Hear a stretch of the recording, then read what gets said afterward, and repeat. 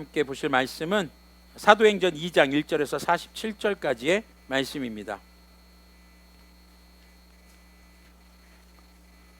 네, 함께 자리에서 일어나셔서 성경 보도록 하겠습니다. 개역 개정의 성경입니다. 주보 안에는 표준 세번역을 실어두었고요. 개역 개정의 성경 사도행전 2장 1절에서 47절, 제가 가진 성경으로는 신약 성경 188페이지입니다. 자, 함께 소리내어 읽도록 하겠습니다. 영상 예배를 참여하시는 분들도 그 자리에서 일어나셔서 성경을 꼭 펼치셔서 함께 하시기를 권면드리겠습니다. 함께 말씀을 읽도록 하겠습니다. 시작.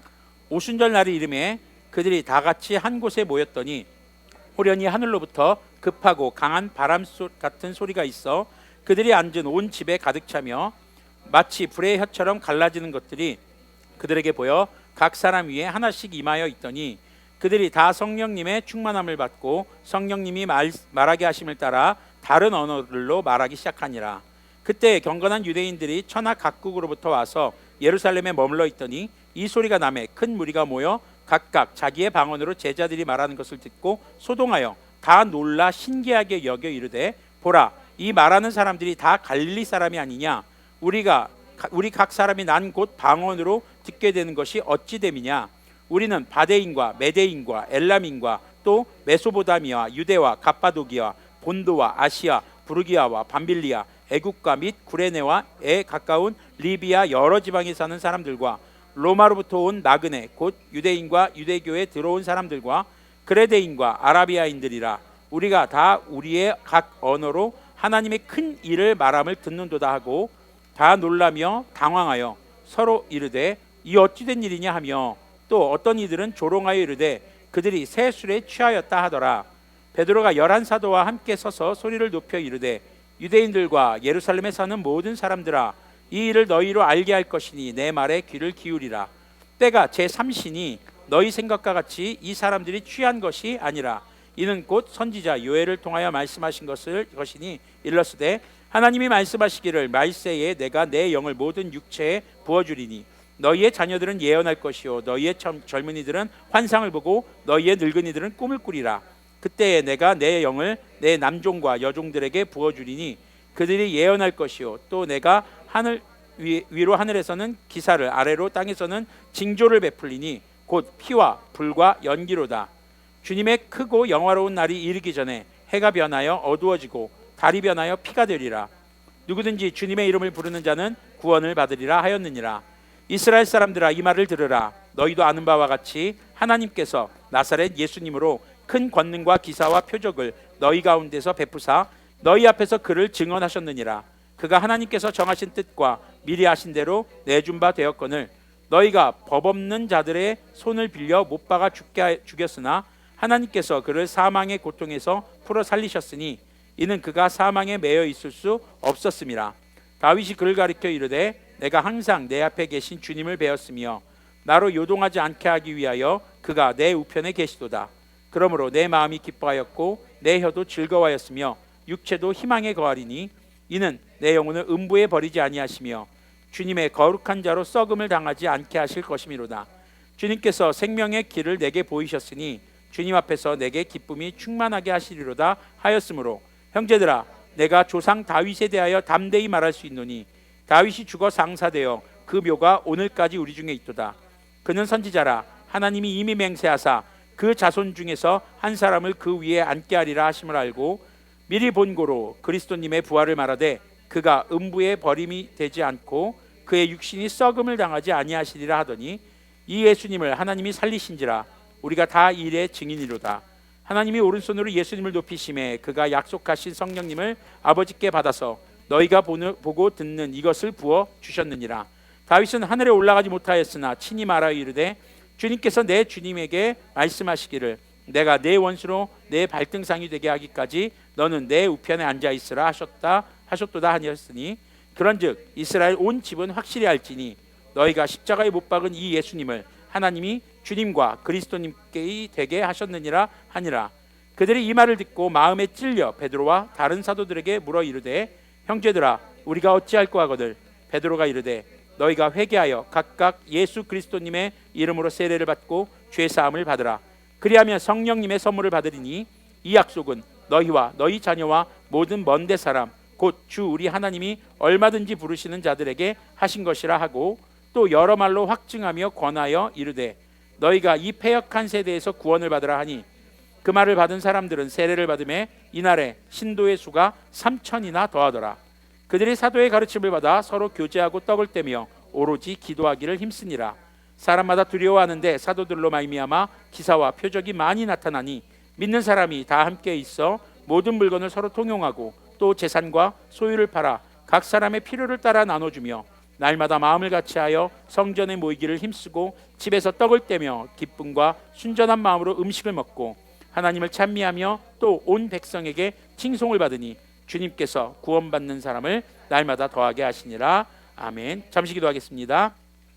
주님, 이 시간 주님의 말씀을 선포합니다. 성령님께서 말씀에 조명이 되어 주시옵소서. 우리 주 예수 그리스도님의 이름으로 기도합니다.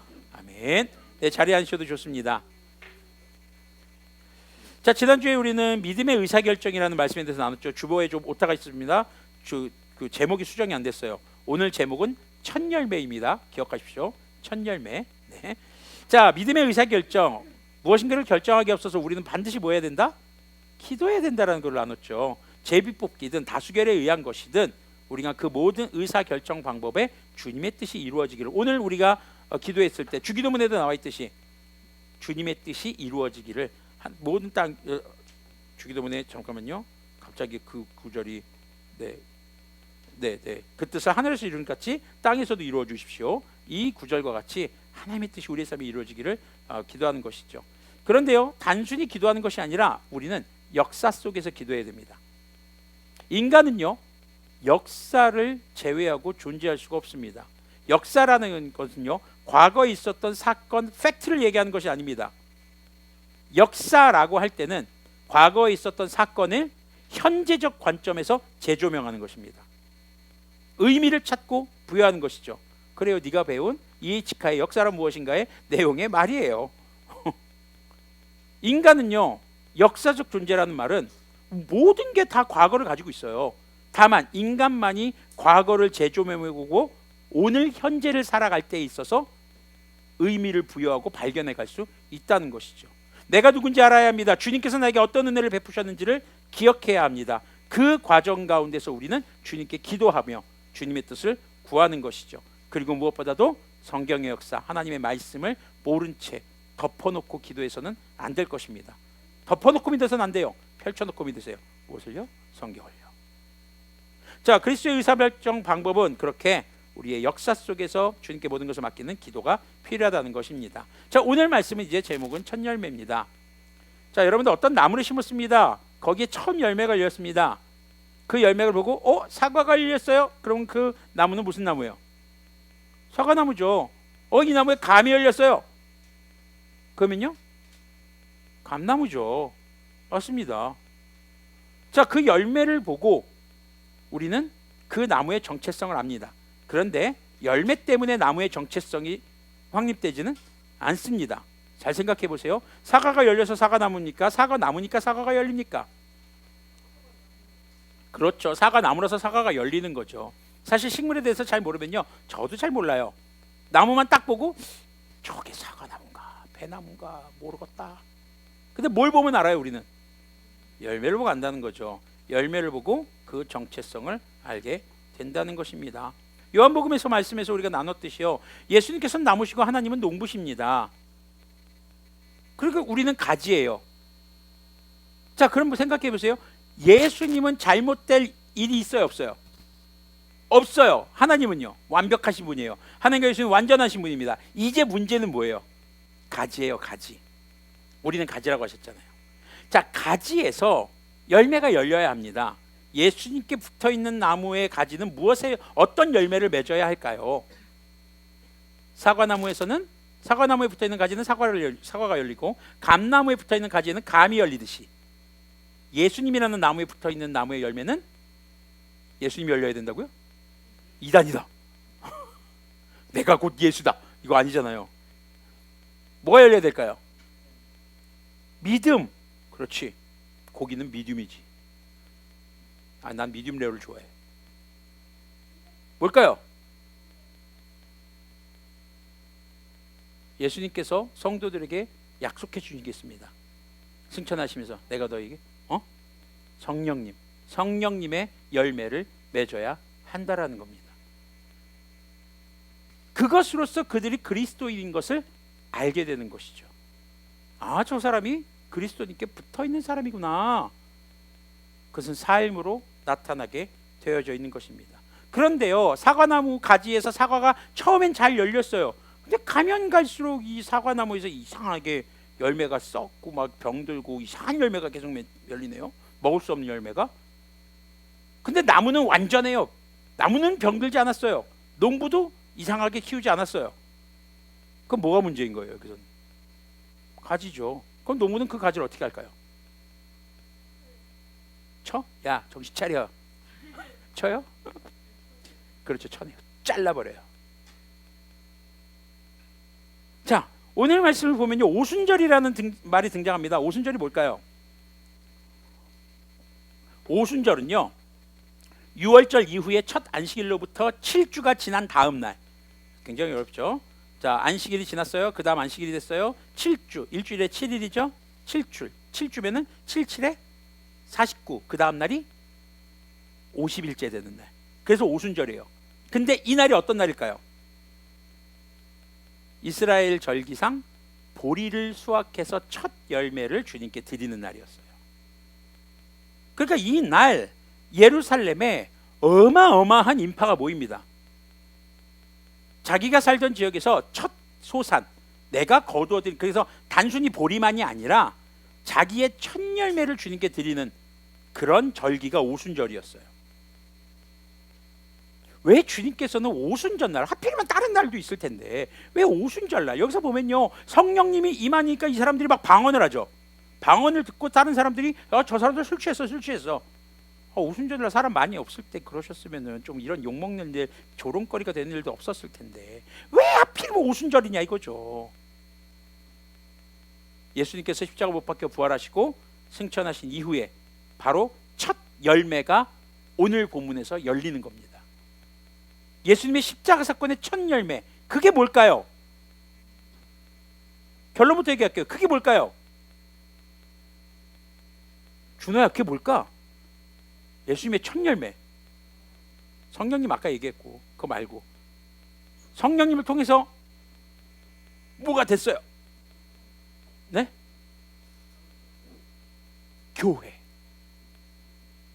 교회가 바로 예수님의 십자가의 첫 열매였던 겁니다. 성령께서 충만하게 역사하시죠. 자, 보세요. 여기서 보면은 이 주보를 이제 참고하시면서 보시면 됩니다. 자, 4절 보니까 그들은 모두 성령님으로 충만하게 돼서 성령님이 시킨 대로 각각 방언으로 말하기 시작하였다. 그들은 지금 어디를 떠나지 않고 지금 모여서 기도하고 있어요. 2절에서 보니까 온 집안을 가득 채웠다라고 하는데 이 집안이 다락방 아니에요. 어디라고 했죠? 성전이라고 했어요.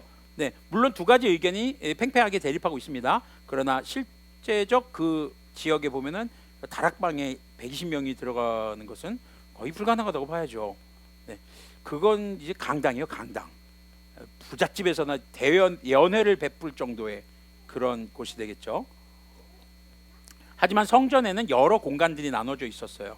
그곳에서 모였을 것으로 우리는 추정해 볼 수 있습니다.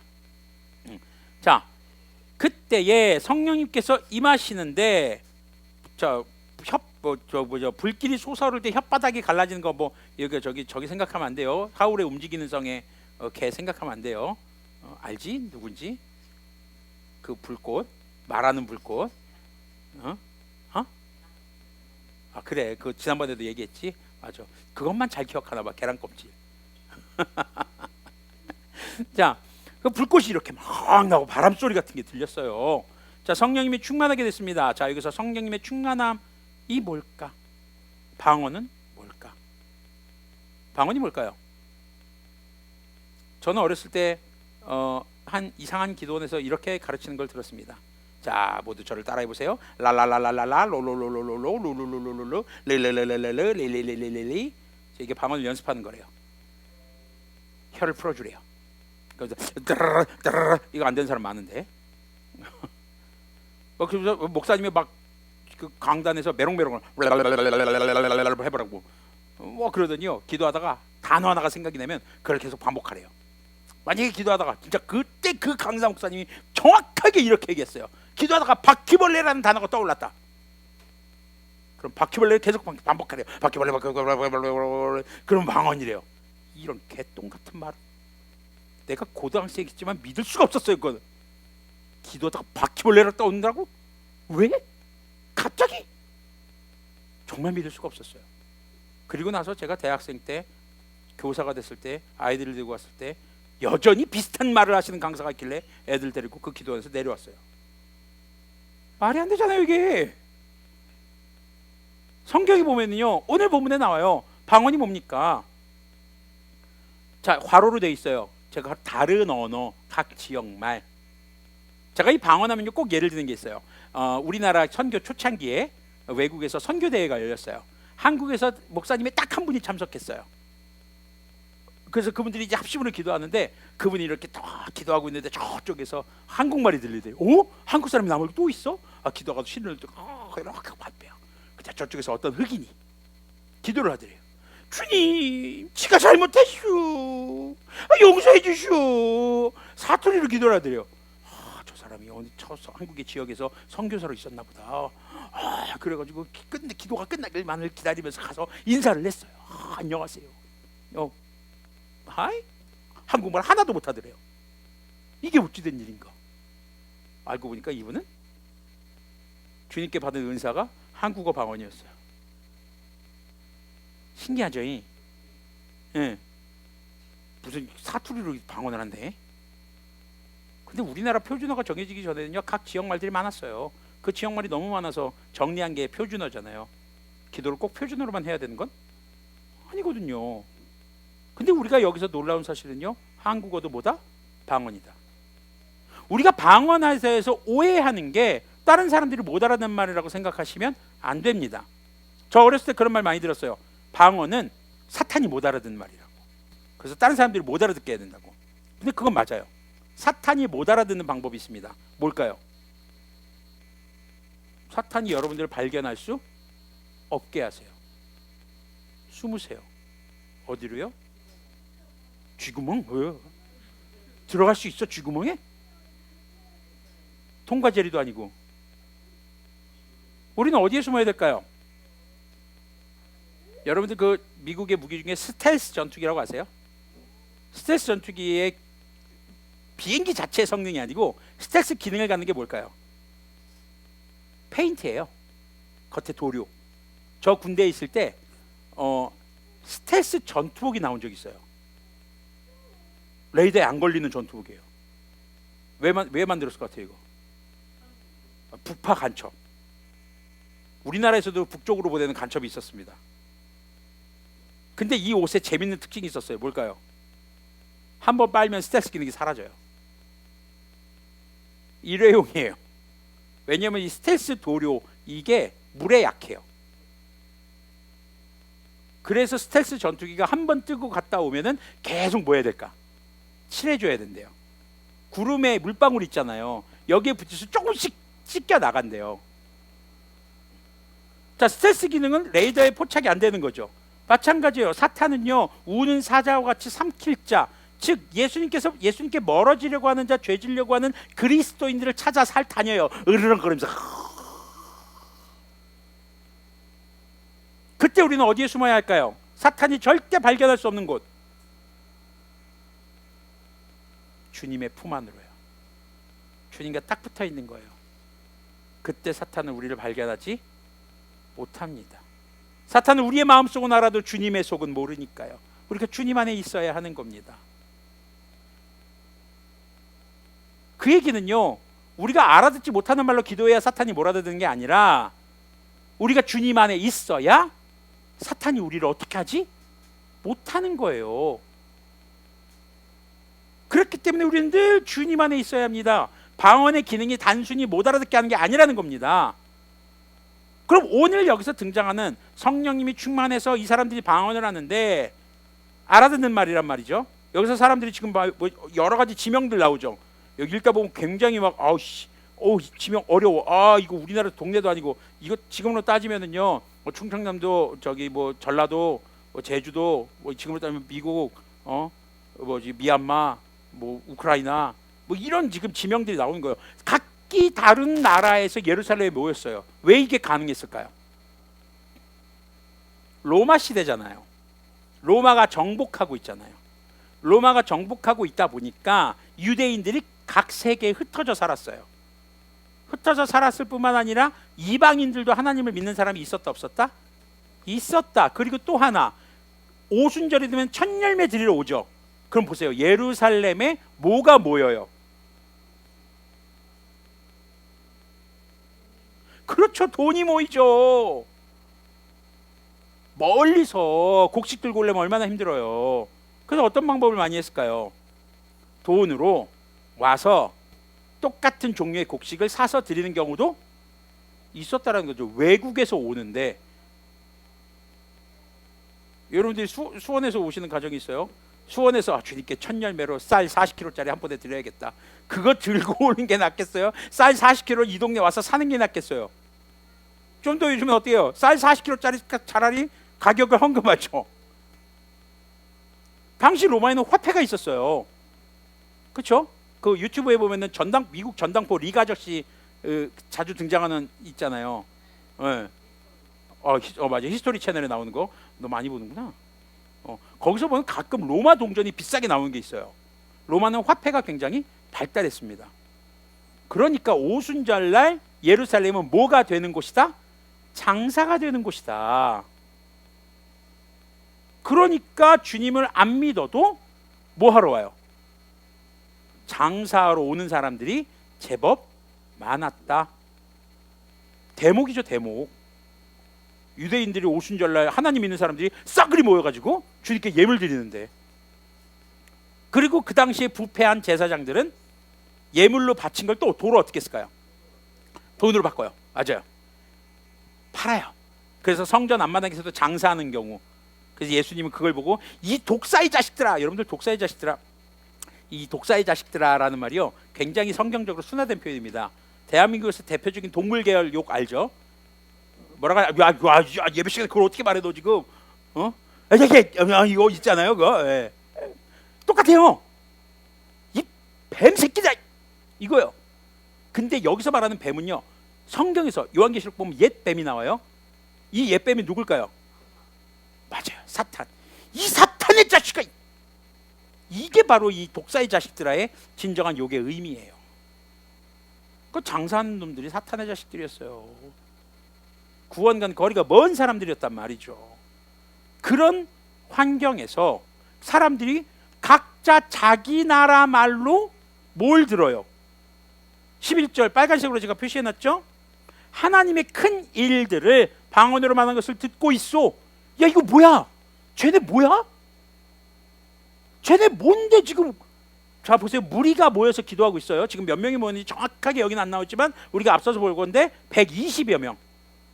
그렇죠? 120여 명의 사람들이 모여서 기도하는데 성령님의 충만함을 받았어요. 여기가 성전이란 말이죠. 그 주변에 사람들이 많아요. 굿이라고 나와요. 세 번역을 보니까 뭐예요? 바로 제3시라고 나와요. 세 번역을 보니까 아침 9시예요. 오전 9시. 등교할 시간, 이제 막 일과 시작할 시간, 장사 이제 한참 막 시작할 시간, 제사 막 시작하면서 시끌벅적하고 막 안에서 막 양 잡고 염소 잡고 이렇게 막 고기 타는 냄새 나고 막 제사 드리고, 밖에서는 막 이거 막 별거 라라라 상벌 유리야 뭐 이러면서 막 장사하고, 중국 사람 있었다면 그랬겠죠. 뭐 그냥 한번 해본 거예요. 네. 그런 시끌벅적한 가운데 갑자기 사람들이 그 지역에 모여 있는 각기 다른 지역 사람들의 말로 하나님의 큰 일을 말하기 시작하니까 당황 완전 팡당스. 근데 그 내용을 알아들어요. 방언의 형식적인 기준이 있어요. 뭐다? 누군가는 알아들어야 한다. 아무도 못 알아듣는 말은 의미가 없다.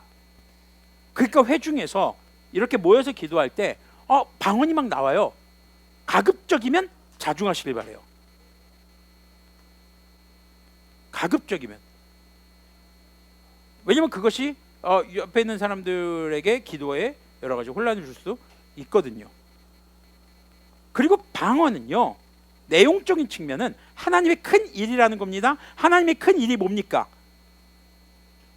제가 저기 주보에는 중략이라고 해놨죠. 그 중략의 내용이 개역개정에서 뭐였죠? 예수님이 누구신가? Who is Jesus Christ? 다윗 언약의 성취자, 하나님의 아들. 자 보세요. 다윗 얘기가 이 중간에 나오는 이유가 있어요. 하나님께서 다윗과 언약을 맺으셨어요. 바로 뭐였죠? 다윗 왕조는 영원할 것이다. 근데요, 한 왕조가 영원하려면 어떻게 해지는 게 영원해지는 걸까요? 불멸? 그래요, 맞아요. 정확했어요.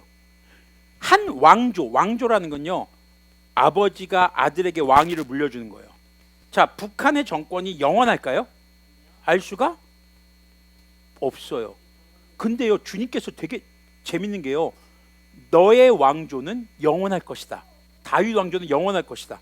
이 말의 진짜 의미가 뭔지 한번 생각해 보라는 얘기죠.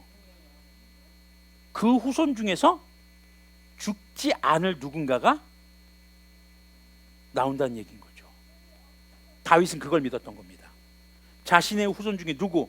주님께서 언약하신 메시아 그리스도님께서 오실 것이고 그분은 영원히 사실 것이다. 죽더라도 어떻게 하실 것이다? 부활하실 것이다. 그 언약이 예수님을 통해서 성취된 것. 유대인들은요, 다윗 언약을 기다리고 있는 사람들이에요. 영원한 왕조를 믿고 있는 사람들이에요. 그들에게 그 그리스도님으로 오신 분이 누구다? 예수님이다. 한마디로요, 방언의 내용은요, 예수님을 증거하는 말입니다. 방언의 형식은 알아들을 수 있는 말, 방언의 내용은 예수님을 전하는 말. 성령님의 충만한 사람들이 각기 다른 지역의 언어, 그 사람들이 알아들을 수 있는 말로 예수님에 대해서 증거합니다. 그리고 그 예수님이 십자가에 못 박은 것이 누구의 죄다? 우리의 죄다라고 얘기합니다. 그러면서 38절에 보니까 회개하십시오. 사람들이 그래요. 이 얘기를 듣고 찔리는 거예요. 예수님이 돌아가신 지 얼마 안 된 상황인 거잖아요. 예수님이 부활승천하시고 나서, 부활승천이 아니죠, 안식일 날 돌아가셨잖아요. 그리고 나서 50일이 지날 때니까 2달 정도 지난 거예요. 지금 그 시점에서 예수님을 십자가에 못 박은 사람들과 못 박히신 걸 본 사람들이 그 자리에 있을까요, 없을까요? 있어요. 예수님 십자가에 못 박아라, 못 박아라, 차라리 바라바를 풀어줘라 이 자식들아 라고 하면서 시위했던 사람들, 그 사람들이 그 자리에 있었다는 거죠. 그 얘기를 듣고 가슴이 찔림이 있는 거예요. 그때 예수님께서 돌아가셨을 때 어떤 일이 일어납니까? 휘장막이 위에서 아래로 찢어집니다. 하늘이 어두워집니다. 구릉구릉구릉 막 번개가 칩니다. 죽은 자가 무덤에서 살아났습니다. 이걸 경험했던 사람들이 뭘 깨달은 거예요? 찐이었네. 예수님이 찐이었네. 찐 그리스도님이셨네. 그리고 나서 베드로가 이렇게 성령님 충만해서 얘기하니까 야 이거 어떻게 해야 되는 거야 그럼? 그래서 우리가 그럼 어떻게 하면 좋겠습니까? 베드로가 말한 게 뭡니까? 예수님께서 말씀하셨던 것, 바로 침수례자 요한이 얘기했던 것, 회개하십시오. 그 회개의 증거로 나타나는 게 뭡니까? 세례를 받으십시오. 그래서 회개와 세례는 항상 세트 플레이, 따로 노는 게 아닙니다. 세례는 받아도 되고 안 받아도 되고 아닙니다. 받으실 수 있다면 받으십시오. 꼭. 세례를 못 받아도 구원받는 경우가 어떤 경우일까요? 죽기 직전의 회개. 예수님께서 십자가 못 박히실 때 그 옆에 범죄자들이 있었죠. 그 중에 한 사람은 자신을 회개하고 주님께 자신을 의탁했죠. 그때 예수님이 야 네가 진짜 회개를 하는구나. 야 잠깐 십자가에서 내려와봐. 너 세례 받고 다시 올라가자. 이럴 수는 없잖아요. 십자가에 못 박혀서 피 흘리고 있는 사람한테 그건 그 사람을 2번 죽이는 결과가 된단 말이죠. 그래서 그런 경우를 제외하고 일반적인 경우라면 여러분들이 세례를 꼭 안 받으신 분들이 있다면 권면 드립니다. 자, 그렇게 세례를 받는데 세례는 2가지가 있습니다. 물세례와 성령님의 세례. 성령님의 세례는 아까도 우리 앞서서 설교 때 나눴죠. 성령님의 충만함, 그것이 바로 성령님의 세례입니다. 지금 이 사람들이 성령님의 세례를 받은 거예요. 성령님의 세례를 받았을 때 그들은 누군가 알아들을 수 있는 말로 복음을 전합니다. 예수님이 누구신지를 전합니다. 그때에 뭐가 형성이 됩니까? 3,000명이 회개했다고 해요.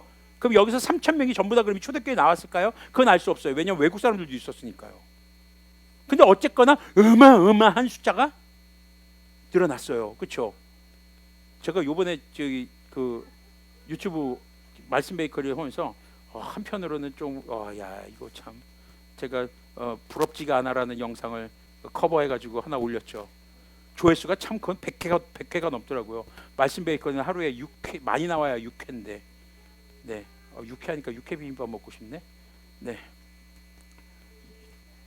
말씀 베이커리도 봐주세요 라고 말하고 싶었고요. 네 믿는 자의 수가 엄청나게 늘어난 거예요. 교회가 커지고 부흥한 거죠. 자 보세요. 성도들이 사도와 성도들이 예수님의 말씀을 따라 예루살렘을 떠나지 않았죠. 그 모여서 뭐 했어요? 성전에 모여서 기도했어요. 이때 성령님께서 충만하게 하세요. 이게 바로 교회 형성의 5대 조건입니다.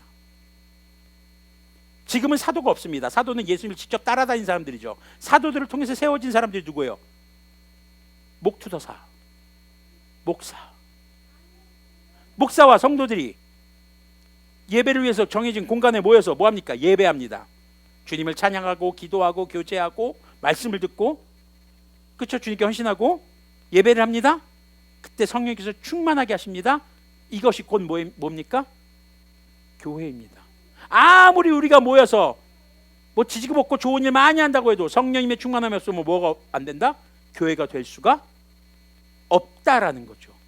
간판만 십자가만 걸었다고 교회가 되는 게 아니라는 겁니다. 그럼 성령님의 충만함은 뭐냐 이거죠. 아까도 말씀드렸죠. 방언, 누군가 알아들을 수 있는 말로 예수님을 전하는 것, 선교해야 합니다. 예배와 선교는 따로 떨어질 수 없는 겁니다. 예배와 선교는 항상 함께 가야 하는 겁니다. 그리고 또 하나 삶의 변화가 생겼습니다. 43절부터 47절까지의 내용을 보니까 믿는 사람들이 어떻게 해요? 서로의 것을 통용했다라고 나와요. 필요한 대로 나누어 주었다. 우리가 그런 게 있어요. 주님께 아픈 사람 낫게 해달라고 기도하는 건요, 돈 안 들어가니까 굉장히 열심히 해요. 그런데 아픈 사람 중에 정말 치료가 필요하고 돈이 필요하고 뭔가 도움이 필요한 사람들에게 내가 직접적인 도움을 주기는 약간 꺼려하는 경우들이 굉장히 많아요. 돈 들어가지 않는 범위 내에서 돕고 싶어요. 물론 생활이 어려우면 그럴 수 있어요. 그런 걸 뭐라고 하는 게 아니에요. 하지만 우리가 신앙생활하면서 우리 주변의 성도들, 또 여러분들이 섬기는, 또 교회를 섬기는 목회자들의 어려움을 절대 외면해서는 안 됩니다. 당시에 성령님의 충만함은 무엇으로 나타났느냐? 그 사람들의 헌신이에요. 서로를 위해서 구체적인 삶의 변화가 나타나기 시작했다는 것이죠. 그것이 교회입니다. 그러다 보니까 47절 보세요. 그래서 그들은 모든 사람에게 뭘 샀다? 호감을 샀다. 교회 다니는 게 부러움이 대상이 된 거예요. 교회 다니는 게 부러워졌어요. 근데 지금은요? 지금 교회는요? 코로나 시국을 지내면서 교회는 어땠냐 이거죠. 우리 회개해야 됩니다. 교회가 회개해야 됩니다. 교회가 성령님의 충만함을 구해야 됩니다. 이 세대가 알아들을 수 있는 말로 예수님이 누구신지를 전하며 살아야 합니다. 교회의 사람들이, 교회의 성도들이 서로의 삶을 보듬어 줄 줄 알아야 합니다. 그것이 곧 세상 사람들이 볼 때 부러워하는 것. 자꾸 그 노래가 생각나긴 하지만 예수님을 모르니까 부러워하고 예수님을 모르니까 자랑을 하고. 네. 궁금하신 분들은 찾아보세요. 말씀을 마무리하도록 하겠습니다.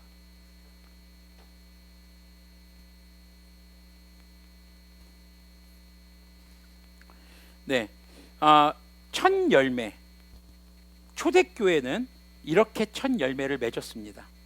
이제 지금의 교회는 예수님이라는 나무에 붙어있는 교회라는 가지에서 열매가 열립니다. 개개인의 삶이라고 생각하지 마십시오. 그럼 지금 교회의 열매는 어떤 열매가 열리고 있는가? 멀리 가지 맙시다. 우리 교회의 열매는 어떤 열매가 열리고 있을까? 주님을 예배하고 주님을 증거하는 열매, 성도들의 어려움을 외면하지 않고 돌볼 줄 아는 열매, 그런 거룩한 열매가 우리에게 맺히기를 소망합니다. 이 시간 함께 기도하실 때 주님께서 회개의 마음을 주셨다면 회개의 기도를, 말씀을 통해서 무엇인가를 결단하게 하셨다면 결단의 기도를 이 시간 함께 주님께 기도하며 나아가는 시간 갖도록 하겠습니다.